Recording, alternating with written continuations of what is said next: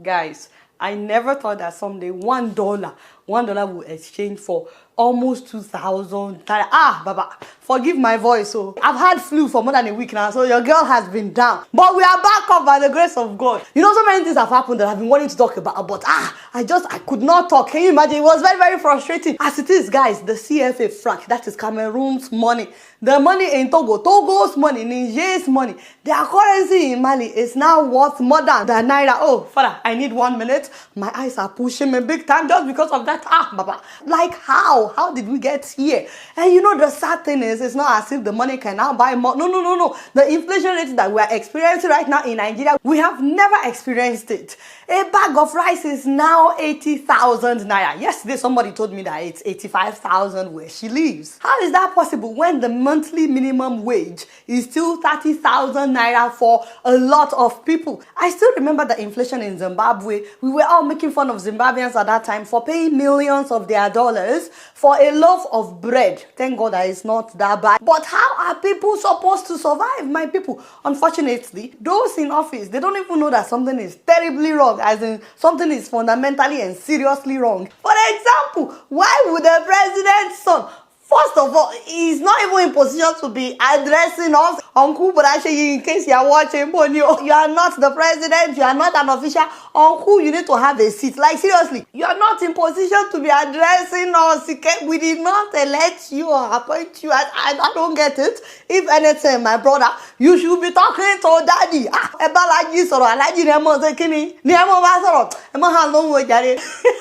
Why would he be saying that we must endure if we are to reach the good side of our future? You need to take a seat. Now, the problem with this statement is that you are not enduring anything. It's a very expensive something. Nobody in your family is enduring, but you always want the people to endure. As in, add up now. It's not adding up. I don't even know if our leaders know that it is the responsibility of the leaders to endure for the people. Even former President Yakubu Gowon said the same thing when he visited Tinubu. You know, the government is trying their best to deal with the various problems of the country, but with Nigerians, don't you worry, you can get criticized. We've got to, Nigerians have to give the president time to get things really done. Can you imagine? Nobody is talking about these leaders sacrificing. Why can't I? Because Yakubu Gowon is like 89. I thought the man would talk some sense into the presidency. Of course, people are not happy with what Gowon said, especially considering the fact that he now cited his own tenure as an example, that Nigerians were also criticizing him when he was waging war against Biafrans, that he was slow. I think if I remembered, I was told that I was fighting the war, I was too slow, and probably Nigeria cannot make it, and that we should not seek for a discussion. Well, did we do it or not? Can you imagine? Excuse me, sir. Did you do what? What did you do? You killed millions of your citizens. Are we boasting about this? Somebody that should be apologizing for that war, that senseless war. Can you imagine a whole president that should be asking for forgiveness? Yes, sir, you should be ashamed though. At the age of 89, no. Wow. But it's not just the president that is not enduring. We've all heard that our governors are now getting more monthly allocation than before so that they can take care of the people, but they are not doing it. Don't you see the governor of Lagos, Governor Sanwo-Olu? Boni Oje, my father, in case you are watching. Right now, I envy the people of Lagos. The man has reduced work days to 3 days a week for grade level 1 to 14 and 4 days a week for grade level 15 to 17. That is something. Edo State Governor did that. Kwara State Governor did that. Kudos to all of them. At least that will reduce how much people would have to spend on transportation. He has also slashed public transportation by 25%, and he's opening up Sunday markets in 42 places where people can buy groceries at discounted prices, although you cannot buy more than 25,000 at a time.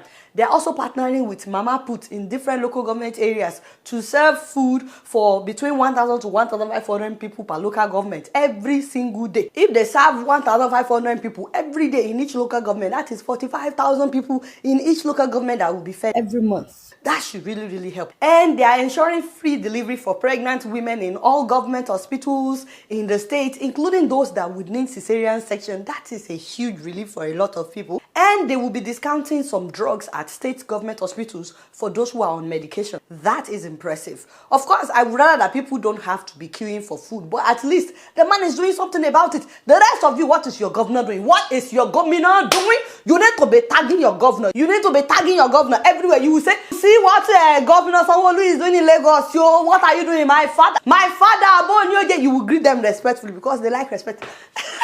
And then you will tell them what the governor of Lagos is doing. You will ask what they are doing. If they cannot do everything that Lagos state government is doing, they should be able to do something. So while we are upset with the president, pardon, you guys need to also hold your governors responsible. Otherwise, they will not do anything. People are already protesting left and right that they can barely eat 3 meals a day. Can you imagine the giant of Africa, Nigerians, in 2024, saying that they cannot eat 3 meals a day? So it's not as if these governors don't know what is happening, but many of them are wickedness in Mbawanja. And the way things are going, people are really upset this time around. It looks like something is coming that will be way more than NSAS. Now, the funny thing, very, very disrespectful something in the middle of all this, the Minister of State for Youth Development, Bone, my father, do well. That is a 35-year-old Ayodele Olawande Ekwele Onku, in case you're watching. The man said that the President Tinubu, is working to ensure an enabling environment for those of you that have japa, those of you that are now living abroad. He said that so that you can come back and live a normal life. Father, I'm trying not to laugh because it's not a laughing something, it's not a laughing matter. But you know what makes me laugh? The brother says so you can come back and live a normal life. That's the one that I don't understand. Uncle, next time you need to be more specific. What do you mean by normal life? Those of us that are living in the abroad, are we living an abnormal life? I don't know. Let's me know. Are you living an abnormal life? You don't just say something like that. You need to be more specific. Kilo normal, kilo normal. What is normal in Nigeria? So we know. So that as soon as we are landing in Nigeria like this, we will know exactly what to expect. Are you going to say kidnapping is normal? Are you going to say a bag of rice for 80,000 is normal? You need to specify what normal is, so we know exactly what to expect, so that we are not shocked, as in he's shocked. Now, according to him, the government is working towards providing an enabling environment where every Nigerian will thrive. I was like, what? Even somebody, what an irony. I don't know what these people think. Sometimes, do they think that those of us that are living abroad don't know what is happening in Nigeria? Because many of us are constantly sending money home. And so we are aware that the money that we send home no longer buys what it used to buy. So now we have to increase what we are sending. But how can you blame my brother when the president himself, President Tinubu, said it during the General Assembly? We need you back home. Nigeria has arrived. You see, there you have it. There you have it. Nigeria has arrived. We have arrived. Nigeria has arrived. Hey, I can't sing. Emma, hello. Now, as a good citizen, you can trust your girl. Me, I've done what? I have packed my bag. Next stop will be where Ibadan bus stop. Benny, Ibadan Ile. I can see my Ibadan people. Let me know when you guys are going back, so that we can meet at that popular Amala joint. You know exactly the one I'm talking about. Now, having said that, if there's anybody watching this video, if you are in Nigeria or in another country, and you would like to work in America, move closer. Me, I'm not saying that you should japa, because of course I can never ever tell anybody to japa, because we need you to build our country. Amen, somebody. But I will always tell you guys about opportunities. Whenever I see opportunities, I will tell you. Like how you can get a work permit in America by applying for what is called the H-1B visa lottery. If you have a first degree, if you have first degree, if you don't have first degree, don't even bother yourself. It is a no. And please don't forget that this thing is a lottery. It is not guaranteed. It is a lottery. It is a work permit, so it is not green card. The lottery opens on March 6th. And it will end on the 22nd of March. But I want you to be prepared ahead. That is why I'm telling you about it. Of course, you can always apply by yourself. It is cheaper to apply by yourself. $10, Sini. It's $10. However, you would need an employer information, which means you must have secured a job in America before you can apply, so you can put their information. But you can also go through Vesti, a company called Vesti, and let them apply for you. If you go through Vesti, they will charge you $100 to enter the lottery. Again, it is not a guarantee that you will be selected if they apply for you, but they've been doing this for years, so they know how to package you to increase your chances. Also, they work with recruiting agencies in order to get you placed with employers. So they already have recruiters that are looking for people that will work for some companies. So they will guide you on your application so that you can stand out. They will help you with your resume building and your preparation for the interview. And they will link you with recruiters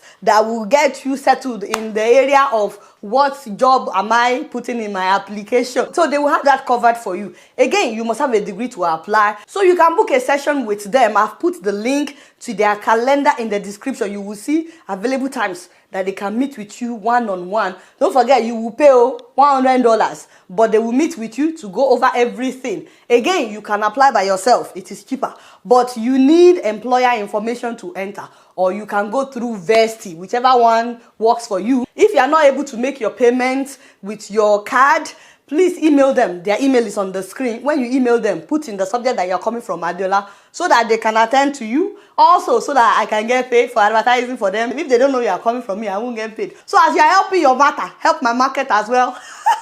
And please don't forget that this thing is a lottery. It is not guaranteed. It is a lottery. So this is not a work permit for you to work at a fast food restaurant or for you to be washing plates. No, this actually allows you to work in a professional field and make good money. As you guys can guess, Indians are the #1 people that take advantage of this H-1B visa, followed by the Chinese. So I've been asking, where are my African people? Thank God that Vesti is working with Africans. Now, for those who want to do business, you can also apply. Contact Vesti. They will tell you how you can be your own business owner in America through the H-1B visa. Yes, you can move to work and you will be the company that will be employing yourself, but please contact Vesti so that they can guide you through that. If you are selected, you can come with your spouse, you can come with your children that are under the age of 21. But once you get to America, if I were you, I would start looking for how to transition to a green card holder, a resident, which again, Vesti can help you with whenever you're ready with that.